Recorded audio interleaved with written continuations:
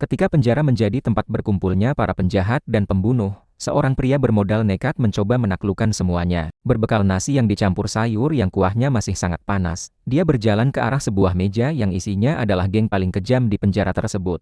Ketua geng itu menatapnya sekilas. Tanpa pikir panjang, pria tadi menumpahkan seluruh makanannya di atas kepala ketua geng itu. Para tahanan lain kaget atas apa yang dilakukan pria tersebut. Bahkan ketua geng dia pukul dengan nampan yang dipegangnya. Pria tadi kemudian menantang ketua geng untuk dapat membunuhnya. Saat amarah dan ambisinya memuncak, pria itu menancapkan pukulan telak ke arah wajah ketua geng itu, sehingga tersungkur ke belakang meja karena kerasnya pukulannya. Keributan di jam makan siang kemudian dilerai oleh petugas yang membawa pria tadi ke ruangan lain. Sesampainya di sana, dia bertemu dengan seorang tahanan psikopat dengan status hukuman mati, karena telah membunuh 9 orang dan memutilasinya. Pria itu kemudian melakukan provokasi untuk menjatuhkan mental si psikopat. Tapi ternyata di dalam sakunya, psikopat itu menyimpan sebilah pisau. Pria itu melihatnya, bukan malah menjadi takut. Pria itu kemudian menantang si psikopat untuk membunuhnya menggunakan pisau. Karena kekuatan mental dan keberanian pria itu, si psikopat enggan untuk menusukkan pisau yang sudah ia tunjukkan. Kejadian selanjutnya malah membuat pria itu muak dan memukul-mukul kepala si psikopat.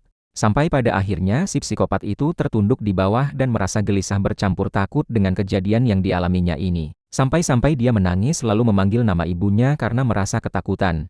Pria itu sedikit bingung dengan respons psikopat tersebut, dan tahanan lain yang ada di sana berpura-pura tidak melihat, karena tidak ingin bermasalah dengannya. Sementara di tempat lain, orang-orang sudah mendengar berita dan mulai membicarakan kekejaman yang dilakukan pria tadi. Sesaat kemudian, pria itu datang untuk makan karena sebelumnya dia menumpahkan makanannya ke kepala geng tadi. Karena sangat lapar, pria itu meminta menambah porsi makanan yang dibagikan. Petugas jaga yang membagikan tahanan memberinya porsi lebih, karena tahu berita yang tersebar dan takut atas kekejaman si pria itu. Namun ketika sedang makan, pria itu malah memikirkan siapa yang akan dia targetkan selanjutnya. Dan yang akan dia targetkan selanjutnya bukan dari deretan tahanan, melainkan raja yang ada di penjara itu, alias sang kepala sipir.